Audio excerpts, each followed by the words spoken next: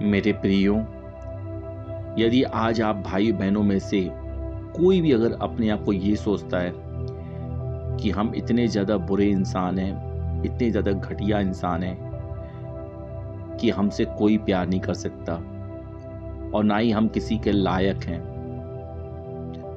तो मेरे प्रियो, आपकी इस गलतफहमी को दूर करने के लिए आज मैं आपको एक वचन देता हूं कि परमेश्वर ने क्यों आपको, मुझे, हम जैसे न जाने कितने गुनहगारों को गले लगाया और अपना बनाया और हमारे ही पापों के लिए अपने प्राणों तक को न्यौछावर करने में देरी नहीं की। आइए हम वचन पढ़ते हैं। जेनेसिस का 2:25 पढ़ेंगे हम पहले, और उसके बाद फिर हम पढ़ेंगे जेनेसिस का यानी कि उत्पत्ति 2:25 और उत्पत्ति का ही 3:8 से 11 तक। हम पहला पढ़ते हैं 2 से 25 का, उत्पत्ति का। और आदम और उसकी पत्नी दोनों नंगे थे पर लज्जाते न थे। इस बात पर नोटिस किया रहेगा।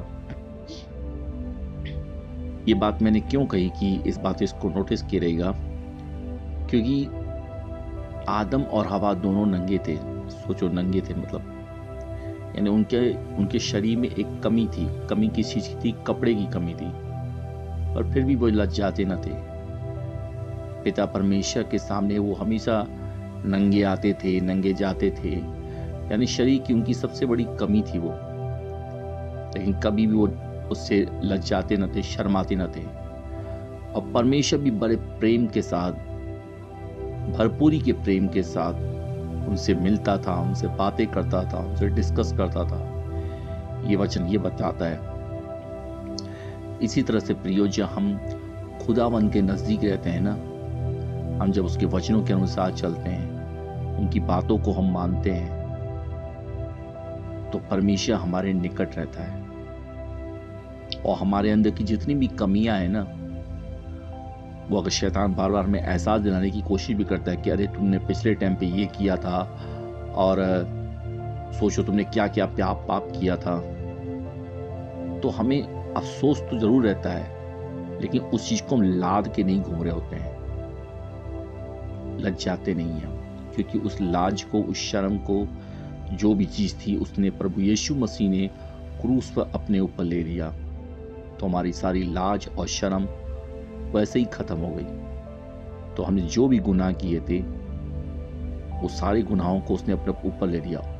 बहुत से भाई बहन लोग होंगे जो ये सोचते होंगे कि हम आज भी, कई बार हम बहुत सी ऐसी गलतियां होती हैं जो हमसे लगातार होती रहती हैं। बहुत से शायद भाई ऐसे होंगे जो अल्कोहल यानी कि शराब को छोड़ने की कोशिश करते होंगे, 2 दिन 4 दिन छोड़ते होंगे, पॉर्न वीडियो को छोड़ते होंगे, या गलत बातों को या गलत चीज़ों को छोड़ने की कोशिश करते होंगे, फिर वापस आ जाते होंगे। वो सोचते हैं कि क्या जीवन है हमारा, कब तक चलेगा ये।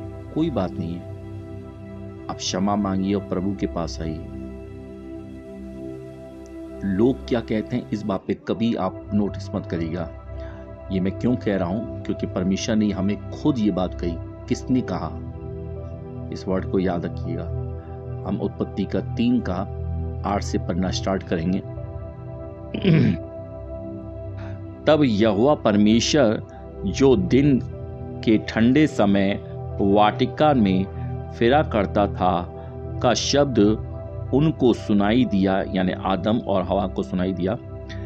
तब आदम और हवा और उसकी पत्नी वाटिका के वृक्षों के बीच यहोवा परमेश्वर से छिप गए। तब यहोवा परमेश्वर ने पुकार कर आदम से पूछा, तू कहाँ है? उसने, यानी कि आदम ने, उसने कहा, मैं तेरा शब्द बारी में सुनकर डर गया, क्योंकि मैं नंगा था। हालेलुया। इसीलिए छिप गया। उसने, यानी यहोवा परमेश्वर ने, उसने कहा, किसने तुझे बताया कि तू नंगा है?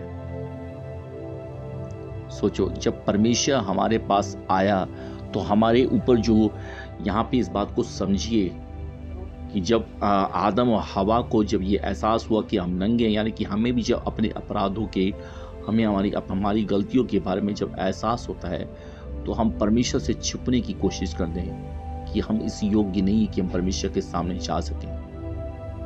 और जब परमेश्वर हमें कभी पुकारता है, यानी कि कभी मान लीजिए कि इस तरह की वीडियो या कभी आपको कोई ऐसा पासवान सड़कों पे या कहीं भी मिल जाता है, या आपको कोई पड़ोसी या आपको कोई रिश्तेदार या आपका कोई दोस्त आपको जब इनविटेशन देता है, यानी कि इनवाइट करता है कि आओ चर्च चलते हैं, हम वचन पढ़ते हैं, तो हम जाने से इनकार कर देते हैं, हम घबरा जाते हैं। या फिर हमारे अंदर का बैठा हुआ शैतान जो है हमें उससे नफरत करने पर मजबूर करता है और हम परमेश्वर से दूर जाने की कोशिश करते हैं। और अगर ये गलतियां हम अगर नहीं भी करते हैं अगर, तो जब हमसे गलती हो जाती है तो शैतान बार बार ये एहसास दिलाता रहता है कि तू इस योग्य नहीं है कि तू परमेश्वर के पास जा सके। इसलिए आदम जब छुप जाता है तो परमेश्वर से कहता है कि जब परमेश्वर उसको पुकारता है आदम को, तो आदम परमेश्वर से ये कहता है कि मैंने आपका शब्द सुना तो मैं डर गया अपने गुनाहों को देखकर, क्योंकि मेरे अंदर जो गुनाह था, यानी कि जो मेरा नंगापन था, मेरा जो गुनाह था, उसकी वजह से मैं डर गया।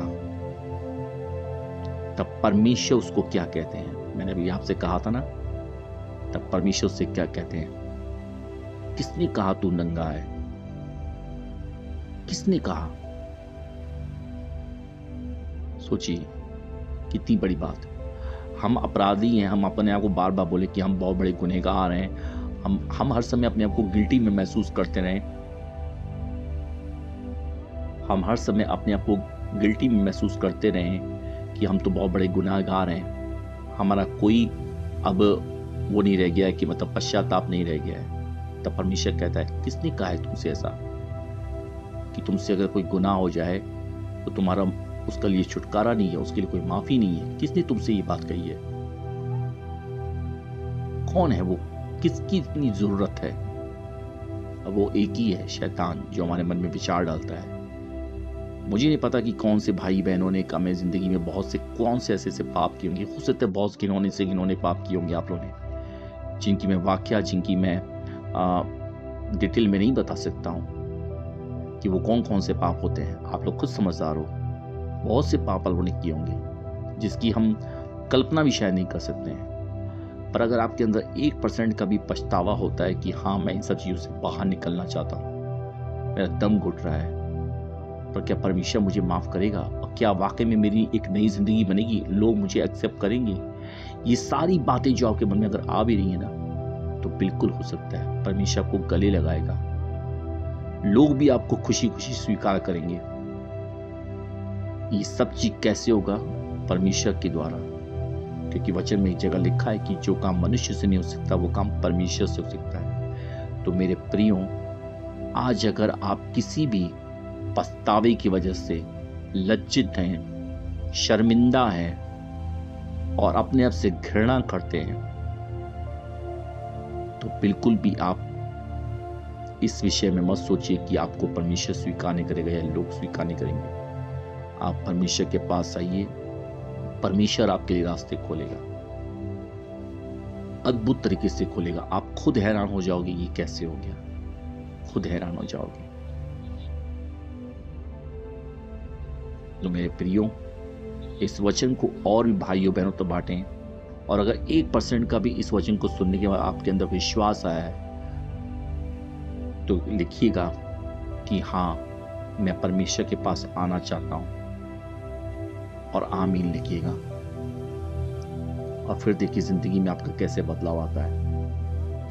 आइए हम आपके लिए प्रार्थना करेंगे। धन्यवाद यीशु, धन्यवाद यीशु, धन्यवाद यीशु, धन्यवाद पिता परमेश्वर इस वचनों को देने के लिए। पिता परमेश्वर, मैं विश्वास करता हूँ कि ये वचन जिस भी भाई जिस भी बहन तक पहुंचेगी, निश्चय पिता परमेश्वर उनको छुटकारा मिलने पाए, उनको तसल्ली मिलने पाए, उनको शांति मिलने पाए। पिता परमेश्वर हम विश्वास करते हैं पिता परमेश्वर कि जब भी ये कोई भी भाई या कोई भी बहन या कोई भी माता पिता इस वीडियो को जब देखेंगे पिता परमेश्वर, तत्काल पिता परमेश्वर उनको राहत मिलने पाए। आप उनसे बातचीत करेंगे पिता परमेश्वर, उनका जीवन बदलने पाए पिता परमेश्वर।